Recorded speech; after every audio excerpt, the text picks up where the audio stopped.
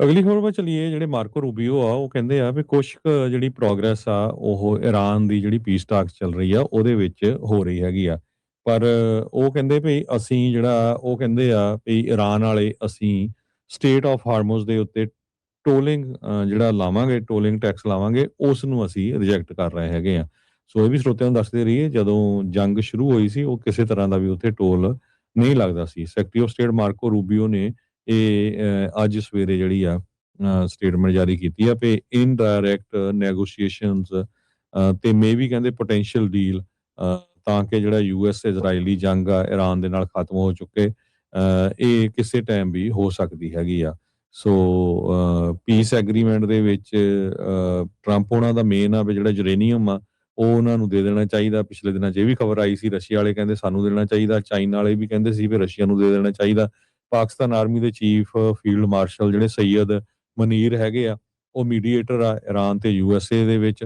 ਉਹ ਇੱਕ ਵਾਰੀ ਫੇਰ ਤਹਿਰਾਨ ਨੂੰ ਜਾ ਰਹੇ ਹੈਗੇ ਆ। ਸਿਕਿਉਰਿਟੀ ਸੋਰਸਸ ਇਹ ਸੀਬੀਐਸ ਨੂੰ ਉਹਨਾਂ ਨੇ ਦੱਸਿਆ ਆ ਤੇ ਉਹ ਇਰਾਨੀਅਨ ਆਫੀਸ਼ੀਅਲਸ ਨੂੰ ਮਿਲਣਗੇ ਤਾਂ ਕਿ ਜਿਹੜੀ ਇਹ ਡੀਲ ਬਣਾਈ ਜਾ ਸਕੇ। ਮੀਨਵਾਈਲ ਜੋ ਇਜ਼ਰਾਈਲ ਆ ਉਹ ਲਗਾਤਾਰ ਲੈਬਨਾਨ ਦੇ ਵਿੱਚ ਅਟੈਕ ਕਰ ਰਿਹਾ ਹੈ। ਆਲਰੇਡੀ ਉਹਨਾਂ ਨੇ ਇੱਕ ਅਟੈਕ ਦੇ ਵਿੱਚ 10 ਜਣਿਆਂ ਦੀ ਮੌਤ ਹੋਈ, ਜਿਹਦੇ ਵਿੱਚ ਇੱਕ ਪੈਰਾਮੈਡਿਕ ਤੇ ਇੱਕ ਜਿਹੜਾ ਬੱਚਾ ਆ ਉਹ ਮਾਰਿਆ ਗਿਆ ਹੈਗਾ ਆ।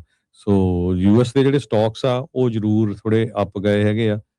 ਜਿਹੜਾ ਕਿਉਂਕਿ ਜੋ ਜੰਗ ਆ ਉਹਦੇ ਵਿੱਚ ਇਹ ਲੱਗ ਰਿਹਾ ਵੀ ਹਾਂ ਹੁਣ ਕੋਈ ਨਾ ਕਿਤੇ ਜਿਹੜਾ ਪੀਸਫੁਲ ਸਮਝੌਤਾ ਆ ਹੋ ਸਕਦਾ ਹੈਗਾ ਆ। ਈਵਨ ਦੋ ਤੇਲ ਦੀਆਂ ਕੀਮਤਾਂ ਹਜੇ ਵੀ ਕਾਫੀ ਹਾਈ ਹੈਗੀਆਂ ਆ, ਪਰ ਜੋ ਡਾਊ ਜੋਨ ਇੰਡਸਟਰੀਅਲ ਤੇ ਨੈਸਡੈਕ ਆ ਉਹ ਸਾਰੇ ਥੋੜਾ ਅੱਜ ਅਪ ਗਏ ਹੈਗੇ ਆ।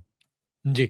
ਅਗਲੀ ਖਬਰ ਵੱਲ ਚੱਲੀਏ। ਜਿਹੜੇ ਮਾਰਕੋ ਰੂਬੀਓ ਆ ਉਹ ਕਹਿੰਦੇ ਆ ਵੀ ਕੁਛ ਜਿਹੜੀ ਪ੍ਰੋਗਰੈਸ ਆ ਉਹ ਇਰਾਨ ਦੀ ਜਿਹੜੀ ਪੀਸ ਟਾਕਸ ਚੱਲ ਰਹੀ ਆ ਉਹਦੇ ਵਿੱਚ ਹੋ ਰਹੀ ਹੈਗੀ ਆ। ਪਰ ਉਹ ਕਹਿੰਦੇ ਵੀ ਅਸੀਂ ਜਿਹੜਾ ਉਹ ਕਹਿੰਦੇ ਆ ਵੀ ਇਰਾਨ ਵਾਲੇ ਅਸੀਂ ਸਟੇਟ ਆਫ ਹਾਰਮੋਜ਼ ਦੇ ਉੱਤੇ ਟੋਲਿੰਗ ਜਿਹੜਾ ਲਾਵਾਂਗੇ, ਟੋਲਿੰਗ ਟੈਕਸ ਲਾਵਾਂਗੇ, ਉਸ ਨੂੰ ਅਸੀਂ ਰਿਜੈਕਟ ਕਰ ਰਹੇ ਹੈਗੇ ਆ। ਸੋ ਇਹ ਵੀ ਸਰੋਤਿਆਂ ਨੂੰ ਦੱਸਦੇ ਰਹੀਏ, ਜਦੋਂ ਜੰਗ ਸ਼ੁਰੂ ਹੋਈ ਸੀ ਉਹ ਕਿਸੇ ਤਰ੍ਹਾਂ ਦਾ ਵੀ ਉੱਥੇ ਟੋਲ ਨਹੀਂ ਲੱਗਦਾ ਸੀ। ਸੈਕਟਰੀ ਆਫ ਸਟੇਟ ਮਾਰਕੋ ਰੂਬੀਓ ਨੇ ਇਹ ਅੱਜ ਸਵੇਰੇ ਜਿਹੜੀ ਆ ਸਟੇਟਮੈਂਟ ਜਾਰੀ ਕੀਤੀ ਆ ਵੀ ਇਨਡਾਇਰੈਕਟ ਨੈਗੋਸ਼ੀਏਸ਼ਨਸ ਤੇ ਮੇ ਵੀ ਕਹਿੰਦੇ ਪੋਟੈਂਸ਼ੀਅਲ ਡੀਲ, ਤਾਂ ਕਿ ਜਿਹੜਾ ਯੂਐਸ ਇਜ਼ਰਾਈਲੀ ਜੰਗ ਆ ਇਰਾਨ ਦੇ ਨਾਲ ਖਤਮ ਹੋ ਚੁੱਕੇ, ਇਹ ਕਿਸੇ ਟਾਈਮ ਵੀ ਹੋ ਸਕਦੀ ਹੈਗੀ ਆ। ਸੋ ਪੀਸ ਐਗਰੀਮੈਂਟ ਦੇ ਵਿੱਚ ਟਰੰਪ ਉਹਨਾਂ ਦਾ ਮੇਨ ਆ ਵੀ ਜਿਹੜਾ ਯੂਰੇਨੀਅਮ ਆ ਉਹ ਉਹਨਾਂ ਨੂੰ ਦੇ ਦੇਣਾ ਚਾਹੀਦਾ। ਪਿਛਲੇ ਦਿਨਾਂ 'ਚ ਇਹ ਵੀ ਖਬਰ ਆਈ ਸੀ, ਰਸ਼ੀਆ ਵਾਲੇ ਕਹਿੰਦੇ ਸਾਨੂੰ ਦੇਣਾ ਚਾਹੀਦਾ, ਚਾਈਨਾ ਵਾਲੇ ਵੀ ਕਹਿੰਦੇ ਸੀ ਵੀ ਰਸ਼ੀਆ ਨੂੰ ਦੇ ਦੇਣਾ ਚਾਹੀਦਾ। ਪਾਕਿਸਤਾਨ ਆਰਮੀ ਦੇ ਚੀਫ ਫੀਲਡ ਮਾਰਸ਼ਲ ਜਿਹੜੇ ਸੈਯਦ ਮਨੀਰ ਹੈਗੇ ਆ, ਉਹ ਮੀਡੀਏਟਰ ਆ ਇਰਾਨ ਤੇ ਯੂਐਸਏ ਦੇ ਵਿੱਚ। ਉਹ ਇੱਕ ਵਾਰੀ ਫੇਰ ਤਹਿਰਾਨ ਨੂੰ ਜਾ ਰਹੇ ਹੈਗੇ ਆ। ਸਿਕਿਉਰਿਟੀ ਸੋਰਸਸ ਇਹ ਸੀਬੀਐਸ ਨੂੰ ਉਹਨਾਂ ਨੇ ਦੱਸਿਆ ਆ ਤੇ ਉਹ ਇਰਾਨੀਅਨ ਆਫੀਸ਼ੀਅਲਸ ਨੂੰ ਮਿਲਣਗੇ ਤਾਂ ਕਿ ਜਿਹੜੀ ਇਹ ਡੀਲ ਬਣਾਈ ਜਾ ਸਕੇ। ਮੀਨਵਾਈਲ ਜੋ ਇਜ਼ਰਾਈਲ ਆ ਉਹ ਲਗਾਤਾਰ ਲੈਬਨਾਨ ਦੇ ਵਿੱਚ ਅਟੈਕ ਕਰ ਰਿਹਾ ਹੈ। ਆਲਰੇਡੀ ਉਹਨਾਂ ਨੇ ਇੱਕ ਅਟੈਕ ਦੇ ਵਿੱਚ 10 ਜਣਿਆਂ ਦੀ ਮੌਤ ਹੋਈ, ਜਿਹਦੇ ਵਿੱਚ ਇੱਕ ਪੈਰਾਮੈਡਿਕ ਤੇ ਇੱਕ ਜਿਹੜਾ ਬੱਚਾ ਆ ਉਹ ਮਾਰਿਆ ਗਿਆ ਹੈਗਾ ਆ। ਸੋ ਯੂਐਸ ਦੇ ਜਿਹੜੇ ਸਟਾਕਸ ਆ ਉਹ ਜ਼ਰੂਰ ਥੋੜੇ ਅਪ ਗਏ ਹੈਗੇ ਆ।